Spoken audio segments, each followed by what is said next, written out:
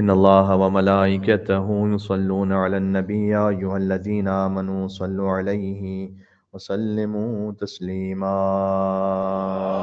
اللهم صل على محمد وعلى محمد. ایک اور بلند تر صلوات بھیجے محمد وعلى محمد پر. اللهم صل على محمد. أعوذ بالله من الشيطان الرجيم. بسم الله الرحمن الرحيم. لا حول ولا قوة إلا بالله العلي العظيم. حسبنا الله ونعم الوكيل. نعم المولى ونعم النصير. وبه نستعين وهو خير ناصر ومعين. والصلاة والسلام على أشرف الأنبياء والمرسلين حبيب إله العالمين العبد المرتضى والنبي المجتبى والرسول المصطفى سيدنا ونبينا ومولانا بالقاسم محمد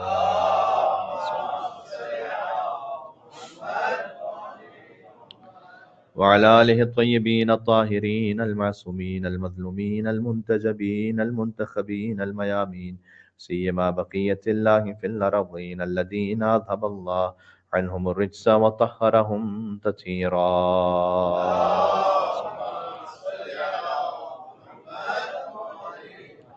رحمة الله على محبيهم واللعنة الدائمة على أعدائهم أجمعين. توسل ذاق امام جواد علیہ الصلوۃ والسلام. بسم الله الرحمن الرحيم. يا أبا جعفر يا محمد بن علي أيها التقي الجواد يا ابن رسول الله يا حجة الله على خلقه يا سيدنا ومولانا إنا توجهنا واستشفعنا وتوسلنا بك إلى الله وقدمناك بين يدي حاجاتنا يا وجيها عند الله اشفع لنا عند الله يا وجيها عند الله اشفع لنا عند الله. صلوات بر محمد و آل محمد.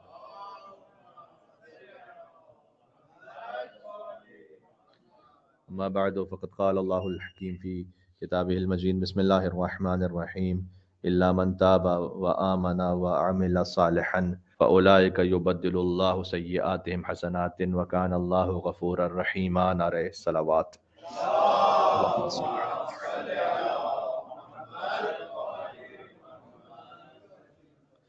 امام جواد علیہ السلام کی مجلس عزا ہے اور تاکید ہے کہ امام سے اپنے تمام معاملات اور حاجات کے لیے استغاثہ کیا جائے. لہٰذا جو کوئی جس حاجت کو لے کر جو ہمارے لیے دنیا کی مصلحت میں اور آخرت کا خیر اس میں ہے، پروردگار امام جواد علیہ السلام کے صدقے میں عطا فرما دے ہمیں. بتصدق صلوات بر محمد و آل محمد. اللہم صل علی محمد.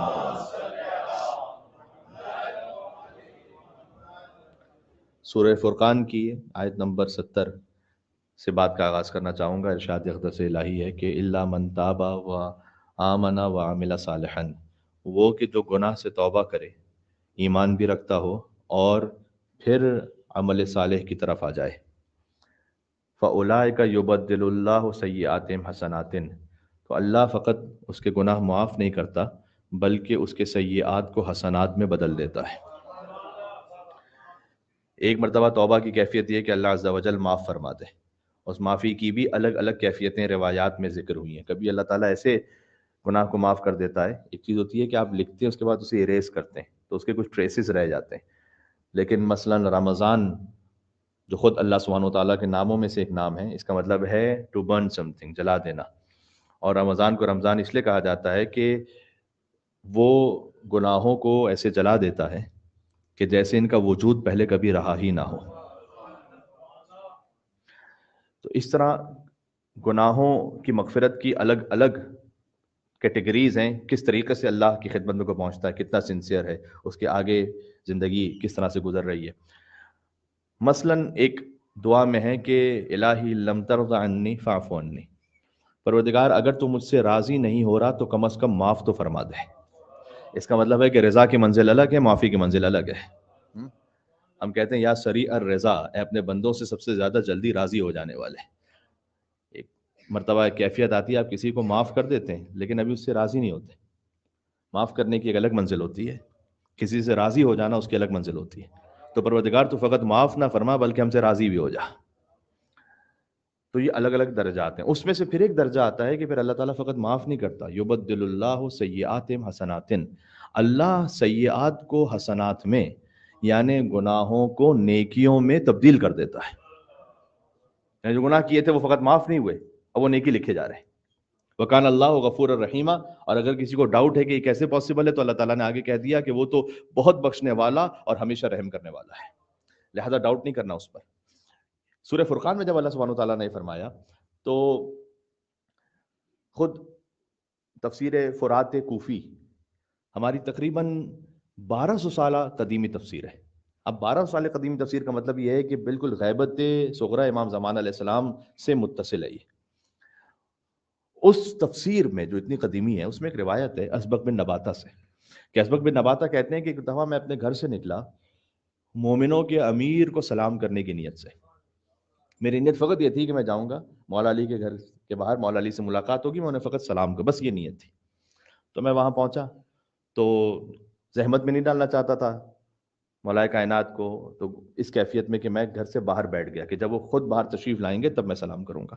کہتے ہیں کہ میں نے دیکھا مولا علیہ السلام تشریف لائے، میں فوراً اپنے مقام سے اٹھا اور آگے بڑھا۔ تو روایت کا جملہ بڑا لطیف ہے، امیر المومنین نے اسبق بن نباتہ کو دیکھا تو اسبق کہتے ہیں کہ انہوں نے زور سے میرے ہاتھ پر یوں ہاتھ مارا اور اپنی انگلیوں کو میری انگلیوں میں پھنسا دیا۔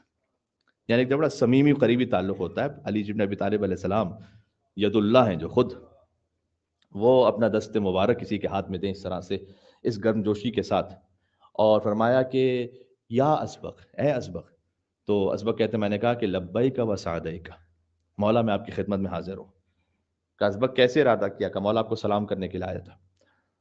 تو امام نے کہا کہ اے اسبق، جب ہمارا کوئی چاہنے والا دنیا سے گزر جاتا ہے تو اللہ اسے رفیع اعلیٰ میں مقام عطا کرتا ہے، اسے وہ مشروب پلاتا ہے کہ جو برف سے زیادہ ٹھنڈا ہو، ایصال ثواب کی بھی مجلس اس لیے میں گزارش کر رہا ہوں، اور شہد سے زیادہ شیرین ہو۔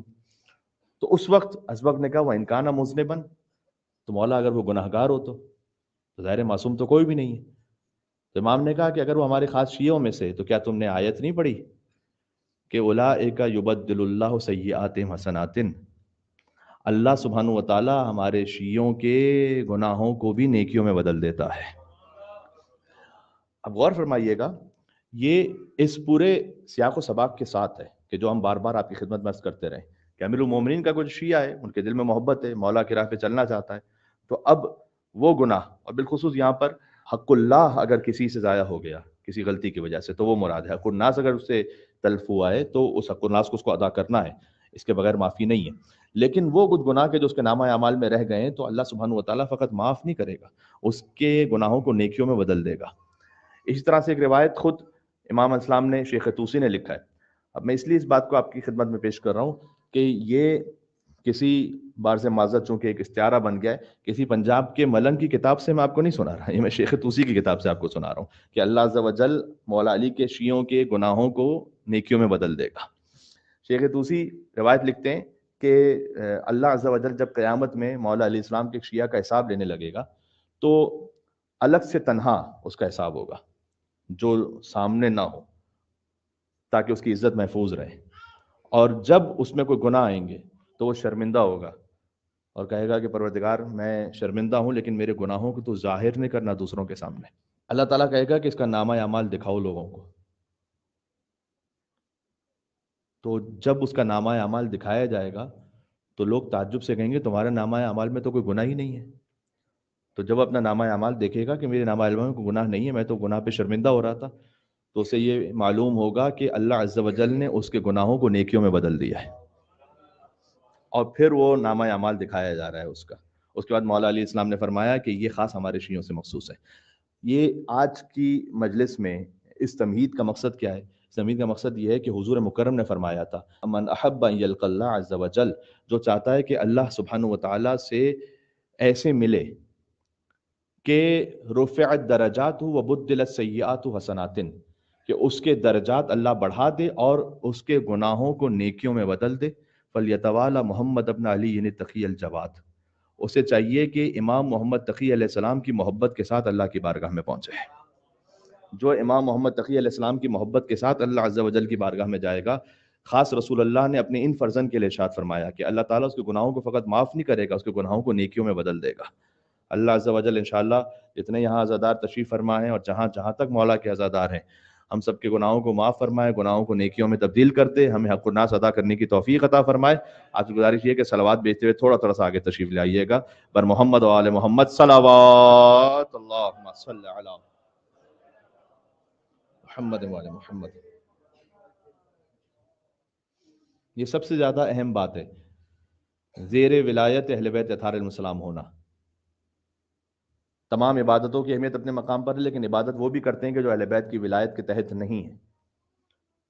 تو جو اہل بیت کی ولایت کے تحت نہیں ہے، کئی مرتبہ ان کی عبادت انہیں اللہ سے قریب کرنے کے بجائے انہیں اللہ سے دور کرتی ہے۔ عبادت ہی بظاہر جو عبادت ہوتی نہیں ہے اصل میں، لیکن عبادت وہ ہے کہ جو اللہ سبحانہ وتعالیٰ کے حکم کے مطابق ہو۔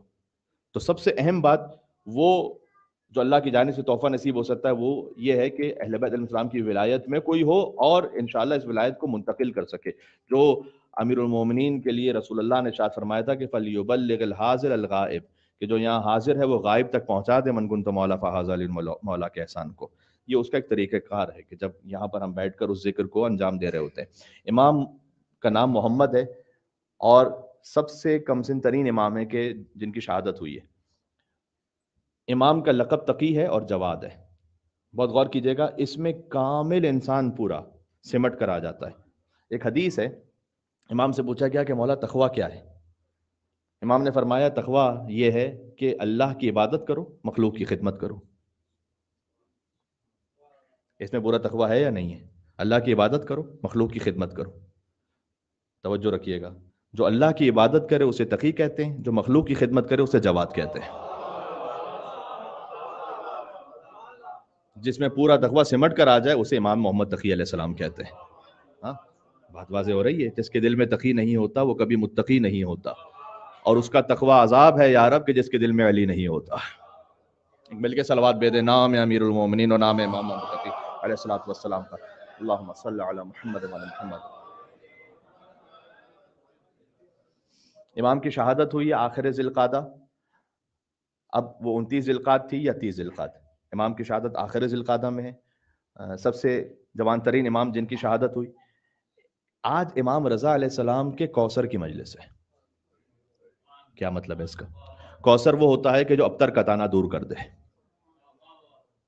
امام رضا علیہ السلام کو ابتر کا تانا دیا جاتا تھا جب وہ 48 ایئرس کے تھے اور اب تک کوئی اولاد نہیں تھی، اور اسی بہانے سے پورا فرقہ جو واقفی تھے، جو امام موسیٰ کاظم علیہ السلام کی امامت تک رک گئے اور اس کے بعد انہوں نے امام رضا علیہ السلام کو امام قبول نہیں کیا۔ ان کے بہانوں میں سے ایک بہانہ یہی تھا کہ امام رضا کے یہاں تو اولاد ہی نہیں، تو اگر یہ امام ہے تو ان کے بعد کوئی اولاد ہونی چاہیے نا، ان کی جس سے سلسلہ امامت جاری رہے۔ تو جب ان کی کوئی اولاد نہیں تو ہم انہیں کیسے امام مانے؟ تو آتے تھے امام علیہ السلام سے بحث کرنے، مناظرہ کرنے۔ قیامہ واقفی آیا اور اس نے آ کر کہا کہ مجھے تو نہیں لگتا کہ آپ امام ہیں۔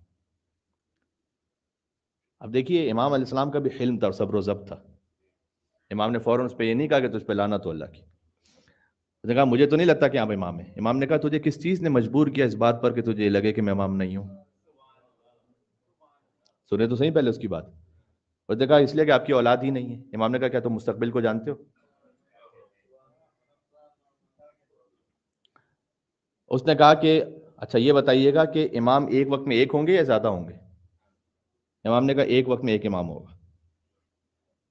ہمارے پاس ہسٹری میں کچھ وقت ایسے گزرے ہیں جس میں ایک وقت میں 4 امام تھے، لیکن امامت کے فرائض، منصب امامت پر ایک امام ہے۔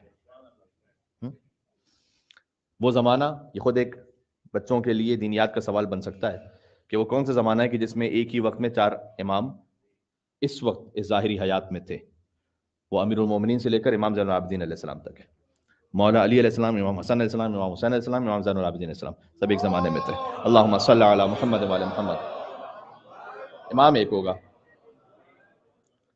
اس نے کہا اگر دو ہوں تو امام نے کہا اس میں سے پھر ایک صامت ہوگا ایک ناطق ہوگا.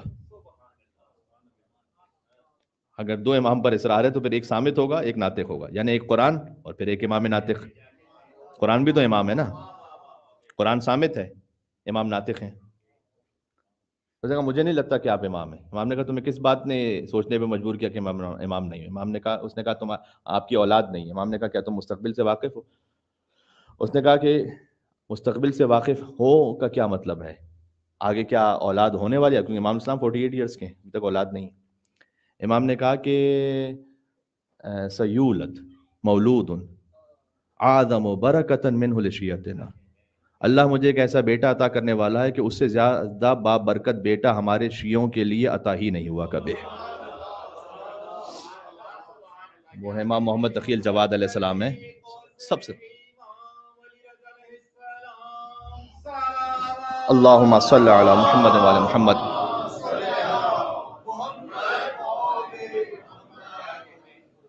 جو امام رضا علیہ السلام سے ابتر کے تانے کو دور کر دیں وہ کوثر امام رضا علیہ السلام ہے، یعنی امام محمد تقی الجواد علیہ السلام. یہ امام علیہ السلام نے کیوں فرمایا؟ اس حیثیت سے تو پھر امام محمد تقی علیہ السلام شبیہ ہے بی بی فاطمہ الزہرا سلام اللہ علیہا بھی ہیں. بی بی فاطمہ سلام اللہ علیہا نے ابتر کا دانہ دور کیا رسول اللہ صلی اللہ علیہ وآلہ وسلم سے، اور امام رضا علیہ السلام سے ابتر کا دانہ دور کیا امام محمد تقی الجواد علیہ السلام نے. رسول اللہ کے لیے کوثر بی بی فاطمہ ہے، امام رضا کے لیے کوثر امام تقی الجواد علیہ السلام. ان کی مجلس میں آپ تشریف فرمائیں، ذرا احساس کیجئے گا. امام علیہ السلام کی والدہ ہیں بی بی سبیکہ نوبیہ، جو حضرت ماریہ قبطیہ کی اولاد میں سے. ماریہ قبطیہ جو رسول اللہ کی زوجہ ہیں، اور رسول اللہ کی وہ زوجہ حضرت خدیجہ کے علاوہ واحد زوجہ کہ جن سے اللہ تعالیٰ نے اولاد عطا فرمائی. حضرت خدیجہ سلام اللہ علیہ سے بی بی فاطمہ عطا فرمائی، اور ماریہ قبطیہ ان سے حضرت ابراہیم علیہ السلام. تو حضرت ماریہ قبطیہ کی نسل سے ایک کنیز تھی، اس کی ایک مصلحت تھی، اس لیے کہ مصر کے علاقے سے تھیں، اور اس زمانے میں یہی ایک تصور ہو سکتا تھا کہ اگر کسی کو ہجرت کرنی ہے یا امام تک انہیں آنا ہے تو یہی ایک سبب تھا کہ وہ اسی کیفیت میں لائی جائیں. اور جب یہاں پہنچیں تو امام علی بن موسیٰ رضا علیہ السلام انہیں گویا خرید کر، جو کہ کنیز کا طریقہ کار ہوتا تھا، ان سے ازدواج کریں، اور وہ اتنا پاکیزہ صدف ہو کہ اس میں گوہر امامت رک سکے، اور امامت کا نور ان کے ذریعے سے دنیا میں آئے. یہاں تک کہ کیا کہنا، میں خود وجد میں ہوں کہ جب رسول اللہ یہ کہیں، حضرت ماریہ قبطیہ کی نسل سے نا، رسول اللہ نے ایک موقع پر کہا تھا بے ابی ابن خیرت الامہ النوبیۃ الطیبہ، میرے بابا عبداللہ قربان ہو جائیں سب سے پاکیزہ کنیز کے بیٹے کے، جن کا رسول اللہ نے ذکر کیا ہے امام محمد تقی علیہ السلام کی والدہ کا، جن کی مجلس میں آپ تشریف فرمائیں. کیا کہنے، سبحان اللہ. اللہم صلی علی محمد وعلی محمد.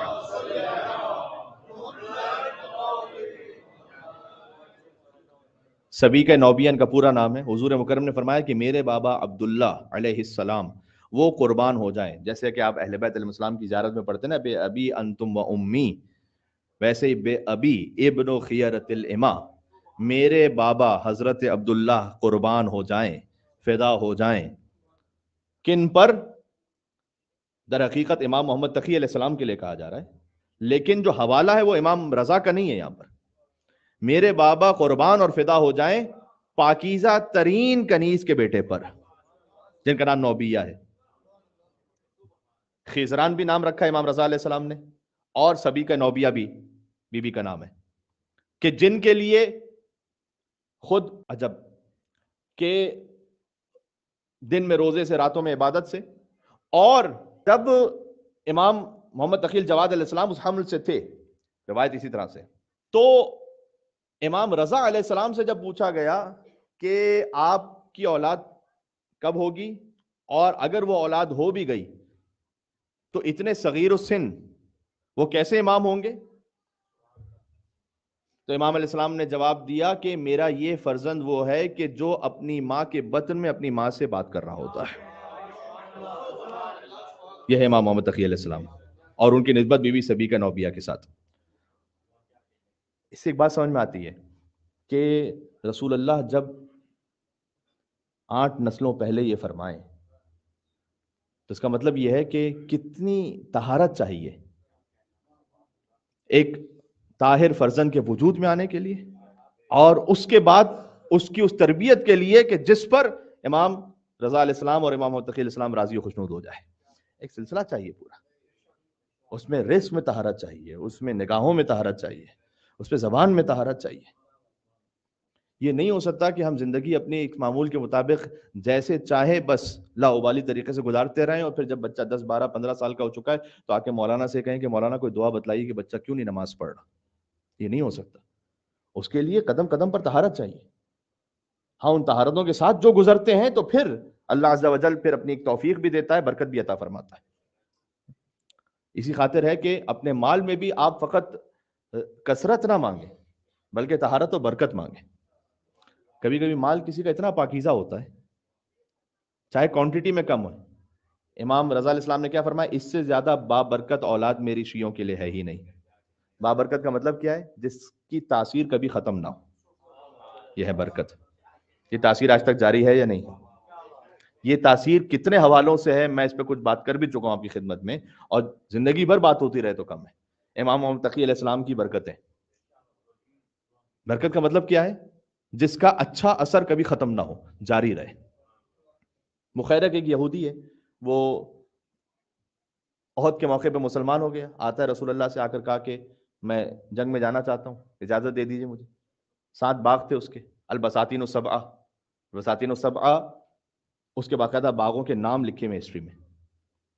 اس نے کہا یا رسول اللہ میں جنگ کے لیے جا رہا ہوں اب، تو میں آپ کو یہ مال ہدیہ کر دیتا ہوں۔ احد میں جا کے شہید ہو گیا، یہودی جو شہید ہو گیا۔ 7 باغ رسول اللہ نے وہ 7 باغ ہدیہ کر دیے بی بی فاطمہ کو۔ بی بی فاطمہ سلام اللہ علیہا نے وہ باغ ہدیہ کیے مولا علی علیہ السلام کو۔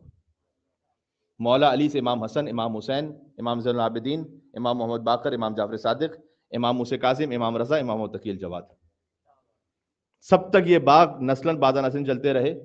اور ائمہ علیہ السلام جو اتنا انفاق فرماتے تھے نا، وہ انفاق کہاں سے؟ بظاہر تو ان کی زندگی فقر میں گزرتی تھی، تو اس انفاق میں سے ایک سورس آف انکم یہ لکھا ہوا ہے کہ ان 7 باغوں سے انفاق فرماتے تھے۔ ایک یہودی کے مال میں اللہ جانے اس وقت کتنی طہارت ہوگی کہ 9 ائمہ اس کے مال سے انفاق کرتے رہے اور کبھی ختم نہ ہونے پائے۔ یہ ہے مال میں برکت۔ بات واضح ہو رہی ہے؟ کیا کہنے؟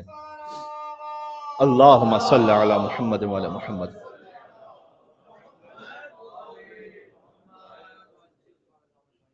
تو یہ پاکیزگی چاہیے۔ امام کا ازدواج ہوا بی بی سمانہ مغربیہ سے، ان کا تعلق بھی موروکو سے، اور میں نے آپ کی خدمت میں اس بات کو عرض کیا تھا کہ 7ویں امام سے لے کر 11ویں امام تک تمام ائمہ کی والدہ افریقہ سے، تو وہ بھی وہاں سے تشریف لائیں۔ امام کا ازدواج ہوا، امام کا ازدواج بھی ان بیوی سے ہوا ہے کہ جن کے لیے ان کے بیٹے امام ہادی علیہ السلام نے یہ ارشاد فرمایا ہے کہ میری ماں میرے حق کی عارفہ تھیں۔ یہاں بیٹے کے حق کی بات نہیں ہو رہی، امامت کے حق کی بات ہو رہی ہے۔ میری ماں میرے حق کی عارفہ تھیں، اور کوئی شیطان مارد یعنی سرکش شیطان ان کے قریب پہنچ نہیں سکتا۔ اللہ عز و جل نے ان کی حفاظت کے لیے ایسے اہتمام فرمایا ہے کہ عین اللہ نے ان کی حفاظت کی، یہ امام نے فرمایا۔ وہ عین اللہ کی جو کبھی سوتی نہیں ہے، اس نے حفاظت کی میری والدہ سمانہ مغربیہ کی۔ ان کا ازدواج ہوا امام محمد تقی علیہ السلام کے ساتھ، جن سے ولادت ہوئی امام علی نقی علیہ السلام کی اور بی بی حکیمہ خاتون کی۔ امام علیہ السلام کی اولادوں میں امام علی نقی علیہ السلام، موسیٰ مبرقہ کے جن کی اولاد جب آگے بڑھی تو سارے رضوی سادات موسیٰ مبرقہ ہی کی نسل سے، آج تمام رضوی سادات کے جد کی مجلس اعضاء۔ امام رضا علیہ السلام کی تو ایک ہی اولاد تھی، امام تقی علیہ السلام۔ امام تقی علیہ السلام سے جو نسل آگے بڑھی ہے وہ رضوی کہلائے، بات اس پر ہو چکی ہے۔ تو موسیٰ مبرقہ کہ جن کا حرم قم میں ہے، اپنے چہرے پر برقع رکھتے تھے اس لیے کہ اتنے زیادہ حسین اور خوبصورت تھے کہ جہاں سے گزرتے تھے تو لوگ انہیں اپنے کام کاج چھوڑ کر تکتے رہتے تھے، لہذا چہرے پر برقع ڈال کے جاتے تھے۔ یہ امام محمد تقی علیہ السلام کی اولادوں کی بات کر رہا ہوں میں۔ محدث تھے، فقیہ تھے۔ امام کی ایک اولاد جن کا نام عمران ہے، بی بی حکیمہ خاتون، بی بی فاطمہ، ایک روایت میں بی بی زینب بھی لکھا ہوا ہے، اور بی بی ام کلثوم اور بی بی ختیجہ، یہ امام کی دختران ہیں۔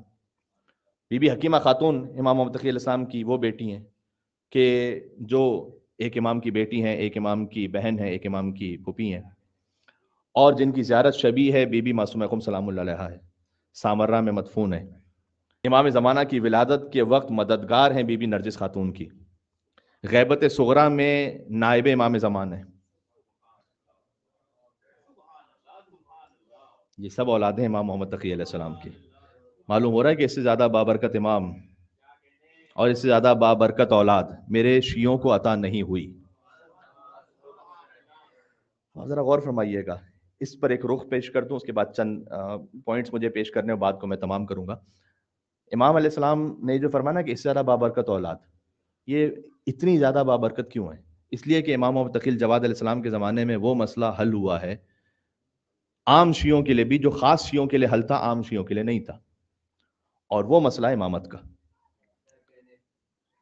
امامت 8 سال میں بھی امام ہے، یہ کیسے پاسبل ہے؟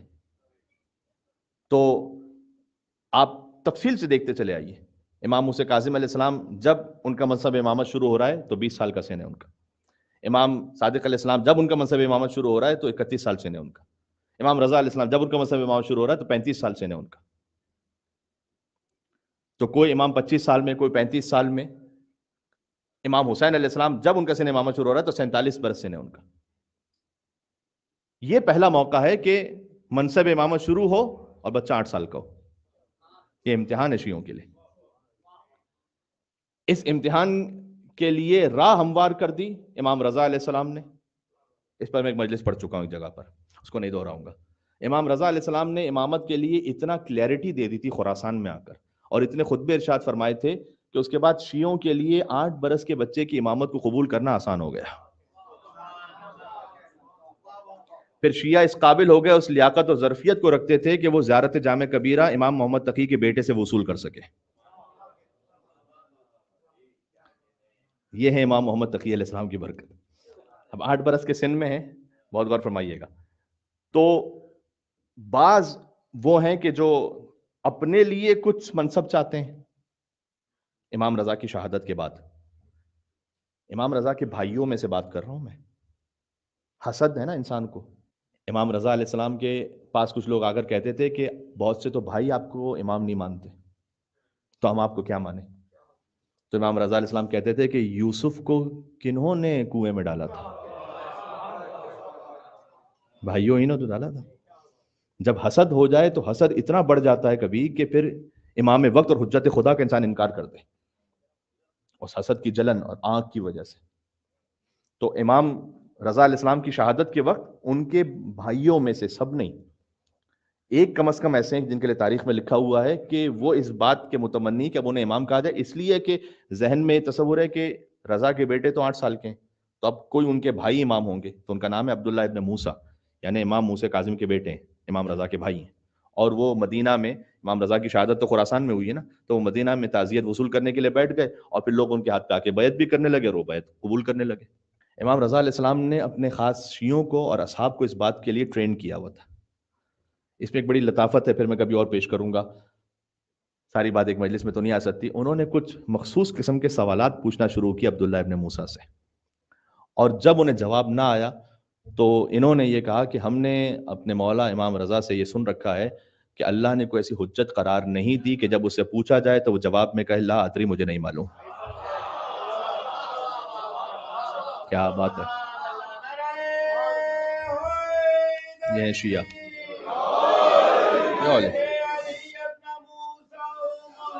سبحان اللہ، اللہم صل علی۔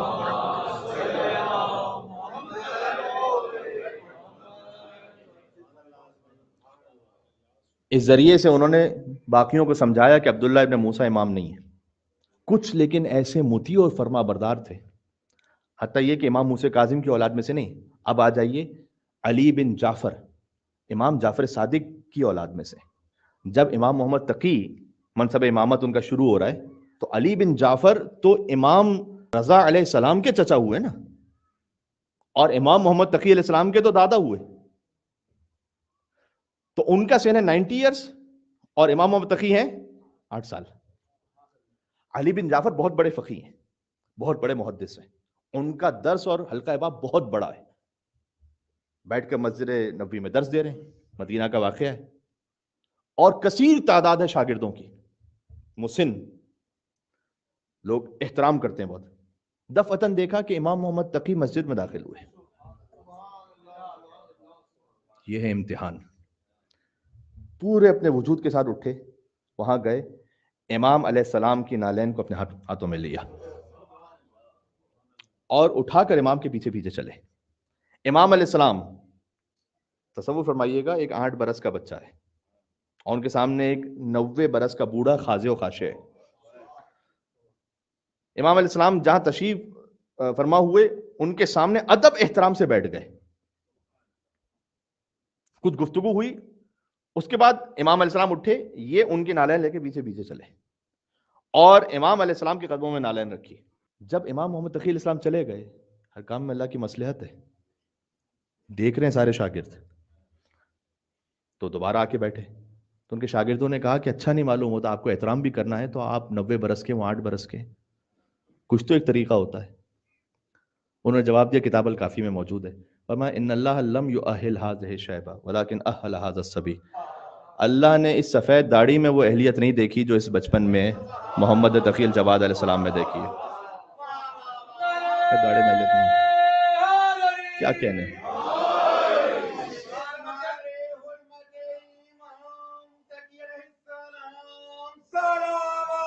अल्लाहुम्मा सल्लि अला।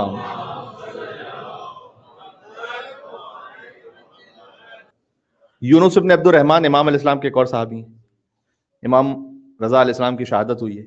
मैं इस नुक्ते पर रुका हूँ इसलिए कि इमाम को जो सबसे ज़्यादा बाबरकत कहा गया है, उसकी वजह ये बिल्कुल डिसाइसिव पॉइंट है शिया हिस्ट्री में, जहाँ शियत एक कदम आगे बढ़ रही है मारिफत इमाम में। यूनुस इब्न अब्दुर रहमान ताज़ियत के लिए बैठे हुए, दफतन खड़े होकर कहते हैं, गर्चे के इमाम के साहबी हैं। बाज़ लोगों ने लिखा कि तकैये की वजह से कहा, ताकि लोगों को और समझाएं। बाज़ ने कहा कि नहीं, थे इमाम के साहबी लेकिन शायद उस मारिफत पे नहीं थे, तो जेन्युइनली ये कहा। तो यूनुस इब्न अब्दुर रहमान खड़े होकर कहा, अरे ये ताज़ियत तो बाद में होती रहेगी और गिरिया तो बाद में होता रहेगा, पहले ये तो फैसला करो कि रजा अलैहिस्सलाम के बाद, इमाम अली रजा अलैहिस्सलाम के बाद इमाम कौन है। तो रैयान इब्न सल्त खड़े हुए, कहा क्या मतलब है, मौला रजा अलैहिस्सलाम इस अमर को मुतय्यन करके गए। क्या वो तो मुतय्यन करके गए, लेकिन अभी ये 8 बरस के हैं, तो ऐसा कीजिए कि कोई नायब मुतय्यन फरमाइए कि जिनके पीछे हम नमाज पढ़ सकें, बाद में जब बालिग हो जाएंगे तो उनके पीछे नमाज पढ़ेंगे। अब मुझे माफ फरमाइएगा, रिवायत में है कि रैयान इब्न सल्त ने 2 थप्पड़ लगाए यूनुस इब्न अब्दुर रहमान को और फरमाया यब्नल फाइला। इसका तर्जुमा करना मेरे लिए मुश्किल है इस वक्त मजलिस में। और कहा खबरदार, जिस अम्र को मुतय्यन किया जा चुका है अल्लाह, उसके रसूल और उनके खुलफा की जानिब से, उसमें अपना कयास ना करो। उसके बाद रैयान इब्न सल्त ने दलील दी कि इसलिए कि अगर 8 बरस का बच्चा है और अल्लाह की तरफ से है तो इमाम मान लेने में कोई हरज ही नहीं है। 100 बरस का बूढ़ा है और अल्लाह की तरफ से नहीं है तो फिर आम इंसान है, इमाम बनने के काबिल नहीं है। सुभान अल्लाह, सुभान अल्लाह। ये वो बहुत अहम पॉइंट था कि जहां से इमामत का मामला हल हुआ। इमाम अलैहिस्सलाम की शहादत मजलूमाना है। इमाम अली नकी अलैहिस्सलाम, इमाम हसन अस्करी अलैहिस्सलाम, 3 आइम्मा की मिलाकर जो मुद्दत है जिंदगी की, वो 100 साल से कम है। यूजुअली जो एज होती है इंसान की वो 70-80 साल है, लेकिन 3 आइम्मा की मिला, इतने मजलूम है या इतने मुस्तहकम थे कि उन्होंने 9वें इमाम की इमामत को 8 बरस के सिन में कबूल किया और 10वें इमाम की इमामत को 6 बरस के सिन में कबूल किया और हजरत हुज्जत की इमामत को 5 बरस के सिन में कबूल किया। 3 ही अंबिया हैं जो मारूफ हैं कि जो बचपन में इमाम हुए और 3 ही आइम्मा है। हजरत सुलेमान जब हजरत दाऊद की वफात होने वाली थी तो उन्होंने मुतय्यन फरमाया, हजरत सुलेमान को बाज़ जगह उनका सिन 7 साल लिखा है, बाज़ जगह 10 साल लिखा है, बाज़ जगह 12 साल लिखा है, लेकिन भारत बचपन का ज़माना था। तो उस वक्त बहुत से बुजुर्गों ने एतराज़ किया था कि कैसे पॉसिबल है बचपन में हम किसी को नबी माने। तो उस वक्त انہوں نے یہ کہا تھا کہ تم سب اپنا اپنا عصا لے آؤ اور چھوڑ دو ایک مقام پر، اور وہاں سے اگلے دن ہی فوراً جس سے پھل اور پودے اللہ تعالیٰ پیدا کر دے وہ نبی ہے۔ تو حضرت سلیمان علیہ السلام کے عصا کے ساتھ وہ معجزہ ظاہر ہوا۔ حضرت عیسیٰ علیہ السلام تو سبھی جانتے ہیں، انی عبداللہ آتانی الکتاب وجعلنی نبیا۔ دیکھیں یہ صغیر السن ہے لیکن پیر راہ رفتن ہے، مطلب یہ کہ ایک راہ انہوں نے طے کی ہوئی۔ حضرت عیسیٰ علیہ السلام سے آپ کہیں کہ بھائی پہلے دن میں ایک بچہ نبی کیسے، تو کہیں گے دنیا میں میرا پہلا دن ہے عالم انوار سے، اور عالم ارواح میں جو میں محمد اور آل محمد کے سامنے خاضع و خاشع ہوں تو اللہ سبحانہ و تعالیٰ نے مجھے یہ عطا فرمایا ہے۔ کیا کہنا ہے؟ اللہ اکبر، سبحان اللہ، دنیا میں پہلا دن ہے۔ اللہم صلی علی محمد و علی محمد۔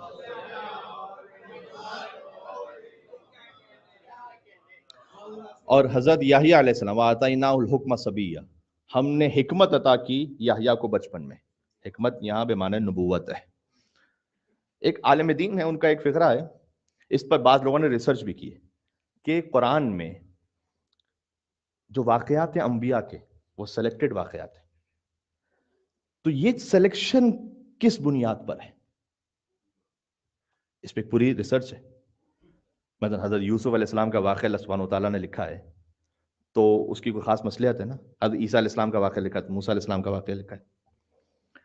اس میں سے ایک نتیجہ یہ بھی ہے جو اور بہت سارے شواہد کو ملا کر، کہ جہاں جس نبی کے واقعے سے اہل بیت محمد کی عظمت ظاہر ہوتی تھی اللہ عز و جل نے اسے قرآن میں جگہ دی ہے۔ یہ بات پہنچی میں نے کیا کہا؟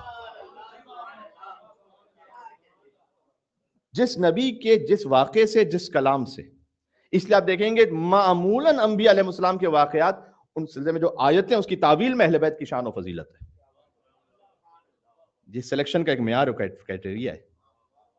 جیسے امام موسیٰ کاظم علیہ السلام زندان میں ہیں اور ان کے پاس ہارون رشید نے ایک خاتون کو بھجوا دی ہے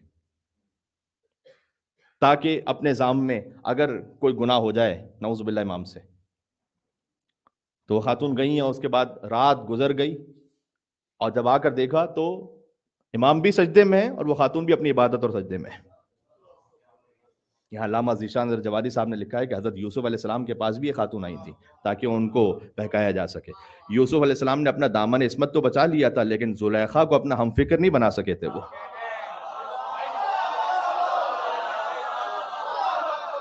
اللہ اکبر،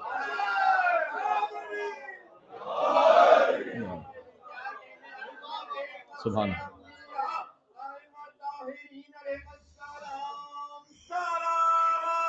اللہم صلی علی محمد و علی محمد۔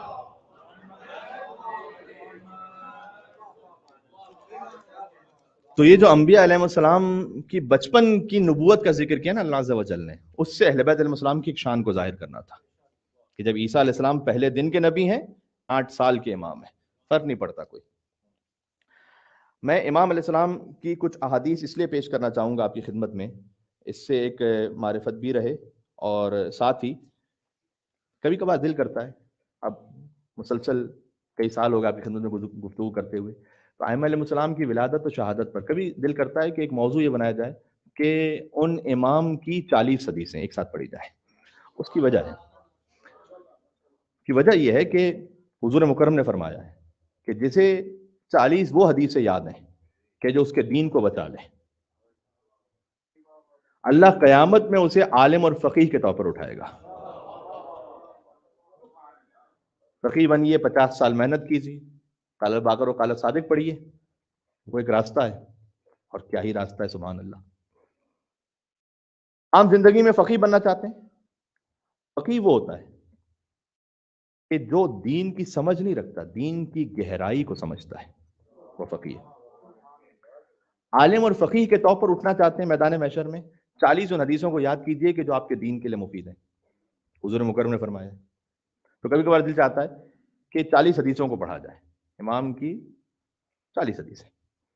تو آج وہ موقع نہیں بن پایا، ذہن میں کچھ اور عرائض تھے وہ پیش ہو گئے، تو اب اتنا موقع تو نہیں ہے کہ میں 40 حدیثیں آپ کی خدمت میں پڑھوں۔ البتہ امام علیہ السلام سے عددی برکت کو حاصل کرنے کے لیے میں نے 9 حدیثیں لکھ لی اپنے پاس. یہ 9 حدیثیں میں نے منتخب کی ہیں 166 حدیثوں سے. گھر عبادت کا مقام ہے اور ریاضت کا مقام ہے. گھر عبادت خانہ ہے. مولانا صاحب عبادت تو مسجد یا امام بارگاہ میں ہوتی ہے، گھر میں کیا عبادت ہوگی؟ گھر میں وہ عبادتیں ہو سکتی ہیں. حضور مکرم نے فرمایا کہ اپنے اہل و عیال کے ساتھ کچھ دیر کے لیے بیٹھنا صمیمیت کے ساتھ، جھگڑا کرتے ہوئے نہیں، صمیمیت کے ساتھ، یہ میری مسجد میں پورے سال کے اعتکاف سے افضل ہے. عبادت ہو گئی یا نہیں ہو گئی؟ عبادت ہو گئی یا نہیں ہو گئی؟ ہو گئی عبادت. گھر ہے معبد، عبادت خانہ ہے. ہاں بات واضح. ایک خاتون کا اپنے شوہر کے لیے کوزہ آب دینا، حدیث سنا رہا ہوں، اس پر آپ کو سبحان اللہ تو کہنا چاہیے، آپ کو پانی مل رہا ہے.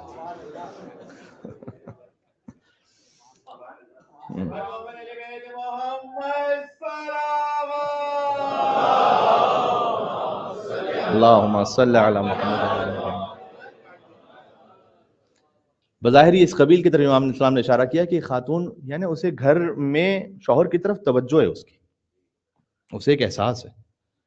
لہذا پانی کو فراہم کرنا اس خاتون کی اس 1 سال کی عبادت سے افضل ہے کہ جس میں سال میں روزانہ اس نے روزہ رکھا ہو اور رات میں ہر رات عبادت کی ہو. 1 گلاس پانی. کوئی کہے کہ مولانا یہ اتنے چھوٹے چھوٹے عمل پہ اتنے بڑے بڑے ثواب، یہ سمجھ میں نہیں آ رہے، اس کی حدیث صحیح ہے، سند صحیح ہے، سند صحیح نہیں ہے. اطمینان رکھیں کہ اس قبیل کی بہت ساری احادیث کی سند صحیح بھی ہے، اور جن کے لیے سند نہیں لکھی ہوئی وہ تواتر معنوی تک پہنچے ہوئے، یعنی اتنی کثرت کے ساتھ حدیثیں ہیں کہ انسان کو یقین ہو جاتا ہے. دوسرا یہ کہ اہل بیت علیہ السلام قیامت تک کے حالات کو جانتے تھے. وہ جانتے ہیں کہ شیطان کا سب سے بڑا حربہ یہ ہے کہ مومن کے گھر کو خراب کر دو. جہاں گھر ٹوٹے گا وہاں شیطان نے اس قلعے کو فتح کر لیا. گھر امام زمانہ علیہ السلام کی ولایت کی پرورش بچوں میں جو ہو سکے اس کا مرکز ہے، اس کا مرکز ہے. وہ تربیت اولاد کے لیے جو اہم ترین بات وہ یہ ہے کہ سب سے پہلے تو ہسبینڈ اینڈ وائف ان کی آپس میں صمیمیت کیا ہے، ان کا اخلاق کیسا ہے. تھوڑا سا اس میں صبر کرنے کی ضرورت ہوتی ہے. علامہ طباطبائی سے کسی نے پوچھا تھا کہ مجھے کوئی وظیفہ تعلیم فرمائیے. انہوں نے کہا شادی شدہ ہو یا غیر شادی شدہ. کیا مطلب ہے؟ شادی شدہ کے لیے اور وظیفہ ہے، غیر شادی شدہ کے لیے اور وظیفہ ہے. کہا بالکل، شادی شدہ کا وظیفہ اور ہے، غیر شادی شدہ کا وظیفہ اور ہے. کہا شادی شدہ ہوں. کہا گھر میں صبر کرو، اخلاق اچھا رکھو، یہ وظیفہ ہے تمہارا، یہ ریاضت ہے تمہاری. سبحان اللہ. ایک سانس کبھی لینا فوراً ریئیکٹ نہ کرے. کہتے ہیں کہ ایک ریپٹائل برین ہوتا ہے کہ جو ہمارے پیچھے ہوتا ہے، جو جانوروں میں بھی ہے.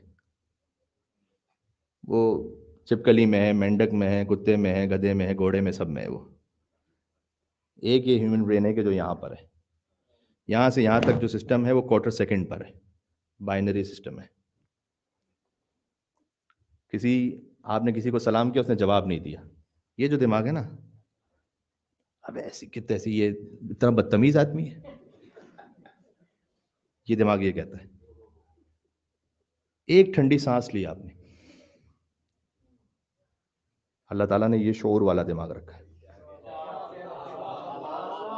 تم اشرف مخلوقات ہو، تم جانور تھوڑی ہو. شاید کوئی وجہ ہوگی. تو خیریت، آپ خیر و عافیت سے ہیں، خود بخود مزاج بدل گیا.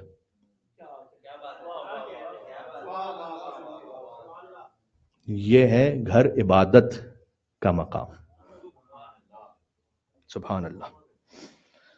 اللہ کی طرف دل سے نیت کرنا اعضاء و جوارح کو تھکانے سے زیادہ افضل ہے. امام محمد تقی الجواد علیہ السلام. بات واضح ہو رہی ہے. اسی لیے شاید میرے لیے مشکل ہے کہ میں 40 حدیثیں ایک ساتھ کسی مجلس میں پڑھ سکوں، اگر ایک ایک حدیث کے لیے میں اتنا گفتگو کرتا رہا ہوں، لیکن یہ اہم باتیں ہیں. امام علیہ السلام نے کہا ہاں ایک موقع اور بھی ہے. پھر فرمایا کہ جب ایک مرتبہ اللہ کی قضا آ جاتی ہے تو فضا تنگ ہو جاتی ہے، پھر کہیں سے چھٹکارا نہیں ہے. یہ امام محمد تقی علیہ السلام کہہ رہے ہیں۔ تیسری حدیث سناتا ہوں، اس کا بھی بہت گہرا اثر ہے۔ فرمایا دیکھو انسانوں کے سامنے اللہ کے دوست اور تنہائیوں میں اللہ کے دشمن بن کے نہیں رہو۔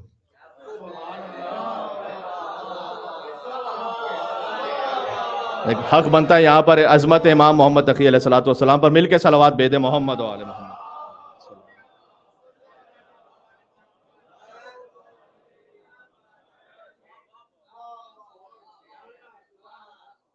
مجمع میں تو اللہ کے دوست ہو، تنہائیوں میں اللہ کے دشمن ہو، یہ نہیں کرو۔ یہ امام تقی علیہ السلام فرما رہے ہیں۔ اب آتی ہے وظیفے کی باری۔ وظیفہ وہ اہم ہے اپنے مقام پر، لیکن یہ ساری ریاضت کے ساتھ۔ کسی نے امام علیہ السلام کو خط لکھا تھا، اسماعیل بن سہل نے، کہ مولا کچھ ایسی بات تو بتائیے گا کہ دنیا اور آخرت میں آپ کے ساتھ رہوں۔ سننا چاہیں گے بات؟ دنیا اور آخرت میں امام تقی علیہ السلام کے ساتھ۔ امام نے کہا کہ کثرت سے انا انزلنا کا سورہ پڑھتے رہو اور اپنے ہونٹوں کو استغفار میں مشغول رکھو، اللہ دنیا اور آخرت میں تمہیں ہمارے ساتھ رکھے گا۔ یہ ہے وظیفہ۔ استغفار کی بہت تاکید ہے۔ استغفار سے رزق میں وسعت ہے، استغفار سے اولاد عطا ہوتی ہے، استغفار سے نہروں میں پانی عطا ہوتا ہے۔ یہ حضرت نوح علیہ السلام کے واقعے میں ہے، میں کیا کیا تفصیل میں جاؤں۔ استغفار کی بڑی برکت ہے۔ بعض لوگ یہ کہتے ہیں کہ مطلب کوئی وظیفہ بتلائیے۔ ایک حدیث بڑی خوبصورت، امام نے فرمایا کہ اگر کوئی نیکی کے راستے پر ہے تو اس کے لیے اتنا ہی دعا کرنا کافی ہو جاتا ہے جتنا کھانے میں نمک کافی ہے۔ لمبی دعاؤں کی ضرورت نہیں رہتی پھر۔ ایک مرتبہ شخص لمبی لمبی دعائیں پڑھ لے، لمبی لمبی نماز ہے، کچھ ہو جائے لیکن ہے شر کے راستے پہ، امام نے کا فائدہ نہیں۔ نیکی کے راستے پر ہو اتنی دعا بھی کافی ہے جتنا کھانے میں نمک۔ کھانے میں نمک نہ ہو تو ٹیسٹ لیس ہے، لہذا دعا ضروری ہے، لیکن اتنی ہی کافی ہے جتنا کھانے میں نمک۔ اس سے زیادہ تمہیں ضرورت ہی نہیں ہوگی۔ کیا بات ہے۔ پھر ایک موقع کبھی ایسا آ جاتا ہے کہ کیا کیا جائے، انسان کسی سختی میں بھی ہے، لیکن فرمایا امام محمد تقی علیہ السلام نے کہ مومن کی عزت لوگوں سے بے نیازی میں ہے، بے نیاز رہے لوگوں سے۔ سبحان اللہ۔ لیکن اتنا یاد رکھیں، یہ میں امام محمد تقی علیہ السلام کا کلام پڑھا ہوں تسلسل سے، یہ حدیثیں مختلف ہیں لیکن میں تسلسل سے کوشش کر رہا ہوں کہ پڑھوں آپ کی خدمت میں۔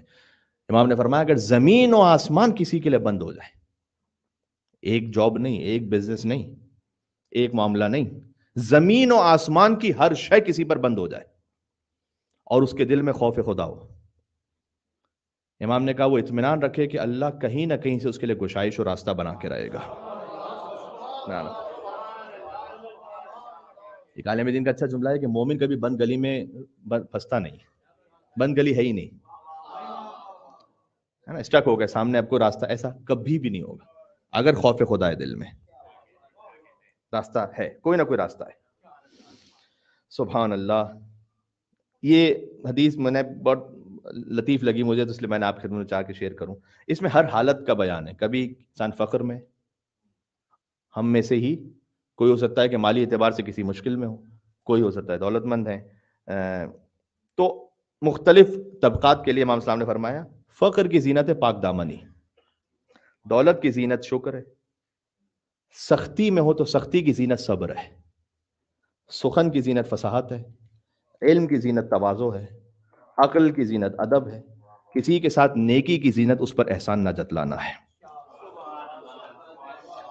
یہ 8 حدیثیں ہو گئیں۔ 9ویں حدیث وہ کہ جو آپ میرے خیال میں بعض پر عمل کر رہے ہیں کہ جب اسلامی ماہ کی پہلی تاریخ ہے تو 2 رکعت نماز پڑھیں، نماز اول ماہ، یہ سکھلائی ہوئی ہے امام محمد تقی علیہ السلام کی۔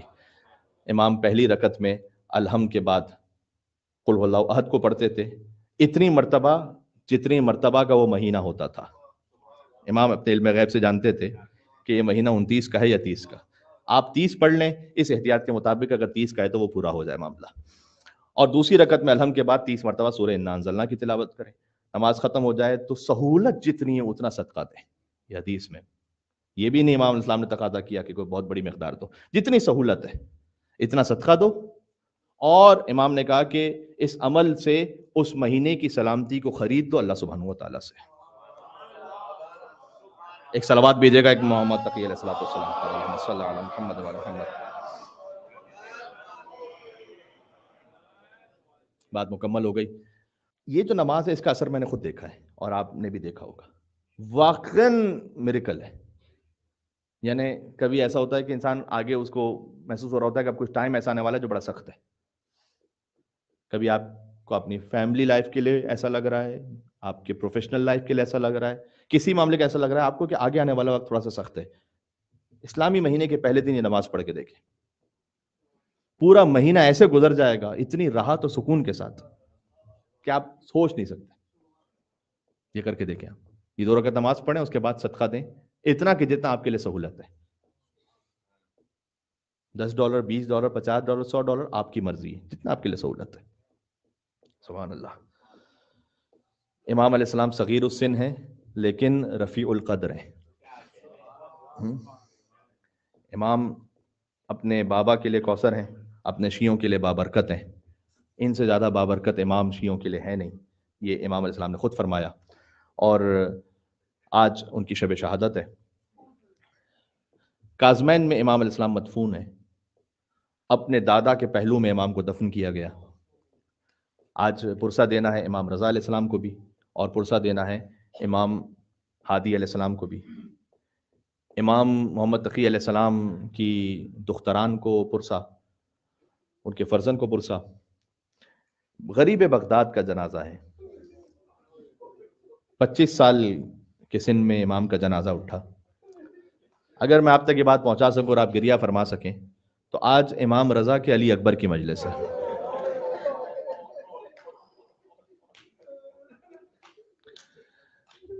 لیکن اللہ جانے وہ کیفیت سخت ہے کہ ایک جوان کا لاشا ہو۔ امام محمد تقی علیہ السلام کے پاس وہ کیفیت ہے کہ امام علی النقی 6 برس کے سن میں ہیں، معجزے سے پہنچے ہیں وہاں پر، یا یہ زیادہ سخت ہے کہ کڑیل جوان کا لاشا ہو اور بوڑھا باپ جوان کے لاشے کو اٹھانے تنہا پہنچے۔ صلی اللہ علیہ ابا عبداللہ الحسین علیہ الصلوۃ والسلام۔ میرے مولا امام محمد تقی علیہ السلام وہ ہیں جنہوں نے 7 برس کے بلکہ 6 برس کے سن میں اپنی پھوپھی کو دفنایا ہے، بی بی معصومہ خم سلام اللہ علیہا۔ ان کو معجزے سے پہنچے تھے امام رضا علیہ السلام اور امام محمد تقی علیہ الصلوۃ والسلام، اور 6 برس کے سن میں اپنی پھوپھی کو جہاں دفنایا، تو میں سلام پیش کروں گا امام زین العابدین علیہ الصلوۃ والسلام کو کہ جن کے ساتھ ان کی پھوپھی تھیں، محافظہ امامت بن کر چلتی رہیں، تازیانے کھاتی رہیں۔ اللہ اکبر، اللہ اکبر۔ بی بی معصومہ قم شہر قم کی زینب ہیں سلام اللہ علیہا، اور یہ وہ مظلوم امام ہیں کہ جنہوں نے 8 برس کے سن میں اپنے بابا کو دفنایا ہے۔ بی بی فاطمہ کے مصائب پر بے انتہا گریہ فرماتے تھے امام محمد تقی علیہ السلام، یہ روایت میں مصائب جو ہیں تاریخ میں وہی آپ کی خدمت میں عرض کر سکتا ہوں، تو اس پہ ذرا غور فرمائیے گا کہ امام محمد تقی علیہ السلام شدت سے گریہ فرما رہے تھے، نگاہیں بار بار آسمان کی جانب تھیں۔ امام رضا علیہ السلام نے پوچھا کہ بیٹا یہ کس غم میں آپ کی کیفیت ہے؟ فرمایا کہ میری دادی فاطمہ الزہرا کے مصائب۔ امام محمد تقی علیہ السلام، اے بابا وہ مصائب سن کر ضبط نہیں ہو پاتا۔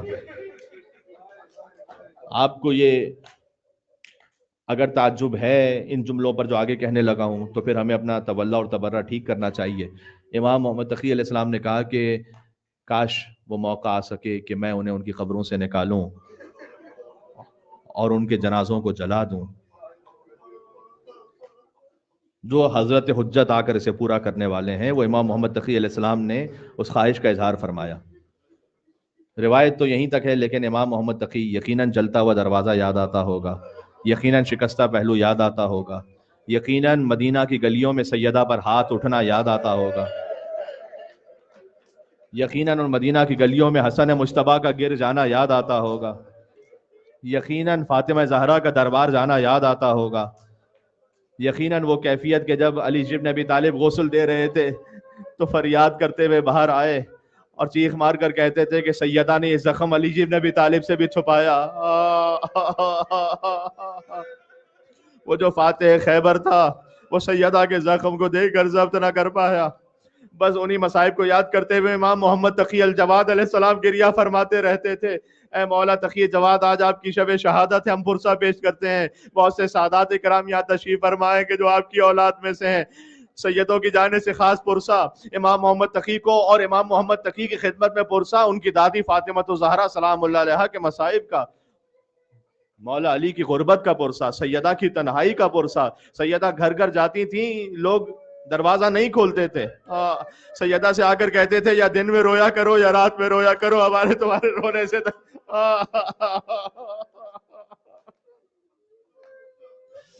امام محمد تقی الجواد علیہ السلام کو زہر دیا گیا. ام فضل نے زہر دیا تھا، جو مامون کی بیٹی ہے. یہ چاہتا تھا کہ اگر امامت کی نسل یہاں سے آگے بڑھ جائے تو مہدی میری نسل میں سے آ جائے، اس لیے اس لعین نے اس ارادے سے شادی کی امام محمد تقی علیہ السلام سے، لیکن لا ولد رہی، اور اپنے چچا معتصم، مامون تو مر گیا تھا، پھر معتصم کا زمانہ آیا تو شکایت کرتی رہتی تھی اپنے چچا سے کہ میری خلاصی کروائیے محمد تقی سے. تو اس نے خاص ایک زہر بنوا کے بھیجا. ائمہ علیہ السلام کو جو زہر دیا گیا ہے نا، ان کی کیفیتیں مختلف ہیں. امام حسن مجتبیٰ کو جو زہر ہے تو خون اگل رہے تھے امام حسن مجتبیٰ علیہ السلام. امام حسن کا پورا بدن سبز ہو گیا تھا. امام حسین جب روتے تھے تو فرماتے تھے لا یومک یومک یا ابا عبداللہ الحسین. امام حسن علیہ السلام کے زہر کی کیفیت یہ تھی کہ جگر کٹ رہا تھا، خون کے ٹکڑے دہن مبارک سے باہر آ رہے تھے. یہ امام حسن کے زہر کی کیفیت ہے. امام محمد باقر علیہ السلام کو جب زہر دیا گیا تو زین میں زہر دیا گیا تھا، امام کے بدن میں سرایت کر گیا. امام جعفر صادق، امام موسی کاظم، امام رضا علیہ السلام، بالخصوص امام جعفر صادق علیہ السلام کا زہر وہ تھا کہ امام صاحب فراش ہو گئے تھے، بستر سے 3 دن تک اٹھ نہیں پاتے تھے. امام موسی کاظم کو تو 14 سال کی قید کے بعد جو زہر دیا گیا، ہائے ہائے ہائے. اب میں اگر آپ کے سامنے جملہ پڑھ سکوں تو امام کی استخوان گلنا شروع ہو گئی تھی. یہ امام موسی کاظم علیہ السلام کے زہر کی صلی اللہ علیہ یا ابا الحسن یا موسیٰ بن جعفر الکاظم. دادا کا ذکر ہے پوتے کی مجلس میں، وہیں ساتھ میں مدفون ہے کاظمین بھی ہے، جوادین بھی ہیں، دونوں کاظم ہیں، دونوں جواد ہیں. اور امام محمد تقی علیہ السلام کو ماتم کرنا، یہاں پر جب زہر دیا گیا تو وہ کیفیت تھی کہ امام پیاس کی شدت سے بار بار تڑپتے تھے. امام محمد تقی علیہ السلام کا زہر یہ ہے کہ امام اپنے بستر سے زمین پر گر گئے اور زمین پر کروٹیں بدلتے رہتے تھے. العطش العطش کی صدائیں بلند ہوں گی، گویا امام علیہ السلام کا جو حجرہ تھا نا وہ ایک چھوٹی کربلا بن گیا تھا. امام کے جد حسین بھی پیاسے گئے. ایک روایت سنا امام حسین علیہ السلام کی پیاس کی. امام محمد تقی علیہ السلامی کے بابا کا حکم ہے کہ جب بھی کسی امام پر رونا ہو تو حسین پر ضرور رونا. خدا کرے یہ صحیح نہ ہو، لیکن عجب روایت ہے. مقتل میں لکھا ہوا ہے کہ امام حسین علیہ السلام وقت آخر شدت عطش میں امام علیہ السلام کہتے تھے شمر سے کہ میرا جگر جل رہا ہے اس وقت. العطش، تھوڑا سا پانی. شمر لعین نے ابا عبداللہ الحسین علیہ السلام کو جواب دیا کہ حسین، یہ جو فرات دیکھ رہے ہو نا، دنیا کے سارے جانور بھی اس سے پانی پی لیں تب بھی میں تمہیں پانی نہیں پینے دوں. لہذا 35 سال بعد بھی جب بیمار امام کے سامنے پانی آتا تھا تو آنکھوں سے آنسو جاری ہوتے تھے. کسی امام کی قبر پر یہ نہیں لکھا گیا کہ یہ وہ امام ہے جیسے 2 نہروں کے درمیان پیاسا مارا گیا. یہ امام حسین کی قبر پر مولا سید سجاد نے لکھا تھا امام محمد تقی علیہ السلام پیاس کی شدت سے ایسے ہی تڑپ رہے تھے. اور میں کہتا ہوں کسی شیعہ کے سامنے پیاس کے مصائب ہوں تو زیادہ تفصیل میں جانے کی ضرورت نہیں ہے. ایک 4 سال کی بچی یاد آتی ہے جو کوفہ اور شام کے بازاروں میں پیاسی. حسین کی بیٹی پیاسی رہی. امام محمد تقی علیہ السلام جب ان کی صدائیں بلند ہوئیں، اب ایک وہ مصیبت ہے جو میں نے نہیں دیکھی کسی اور امام کے مصائب میں، یہ مخصوص امام محمد تقی الجواد علیہ السلام سے. اس پر آپ خاص گریہ فرمائیے گا. اگر رونا نہ آ سکے تو دل میں غم لا کر رونے جیسی شکل ضرور بنائیے گا. جب امام کی صدا بلند ہونے لگی نا تو ام فضل نے اپنی کچھ کنیزوں کو بلا لیا، دروازے کے باہر کھڑے ہو کر انہوں نے تالیاں بجانا شروع کی. ایک لفظ اور ہے، مجھے معاف فرمائیے گا، سیٹیاں بجانا شروع کی انہوں نے. حجرے کے اندر زہرا کا لال جان دے رہا تھا، امام پیاز کی شدت سے تڑپ رہے تھے، یا امام محمد تقی الجواد علیہ السلام. اور باہر یہ عورتیں، مغنیہ عورتیں تالیاں پیٹ رہی تھیں، گانے گا رہی تھیں اور سیٹیاں بجا رہی تھیں. امام محمد تقی علیہ السلام کی شہادت ہوئی. امام علی النقی، ایک روایت میں کہ ایک لوح پر وہ منظر دیکھ رہے تھے. اگر پہلے محسوس ہوتا تو ایک معجزہ تھا، لیکن آج تو ایک بہت سادہ سی بات ہے کہ ایک امام علیہ السلام ایک لوح پر وہ منظر دیکھ رہے تھے اور امام کے چہرے کا رنگ بدل گیا. امام سے بعض احبا نے پوچھا کہ یا امام علی النقی، آپ کی یہ کیفیت ہے کہ آپ کے چہرے کا رنگ متغیر ہے؟ فرمایا کہ ابھی ابھی بغداد میں میرے بابا کو زہر دے کر مار دیا گیا.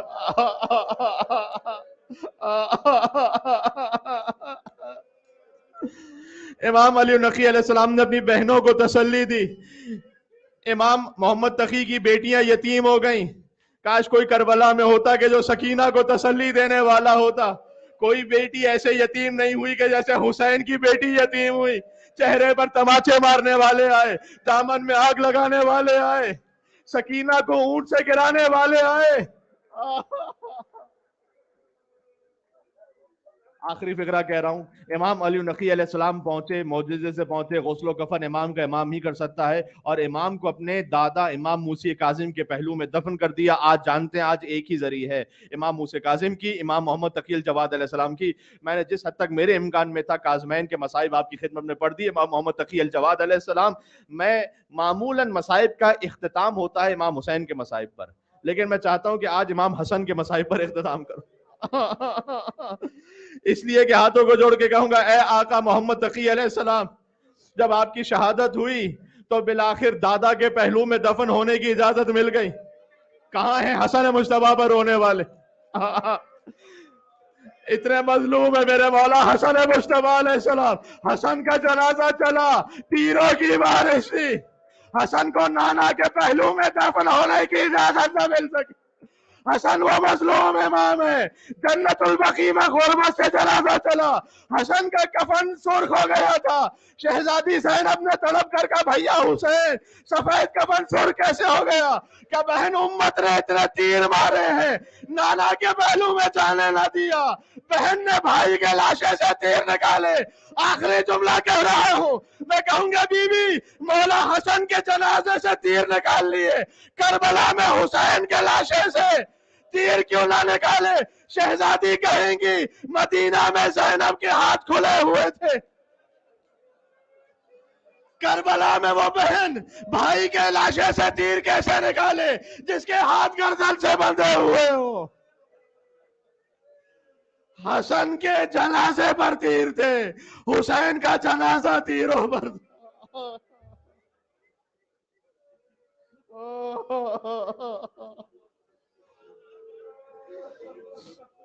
السلام علی الحسین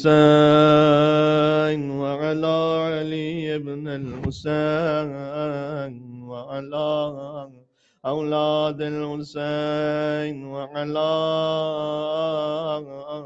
اصحاب الحسین. یا حسین یا حسین یا حسین.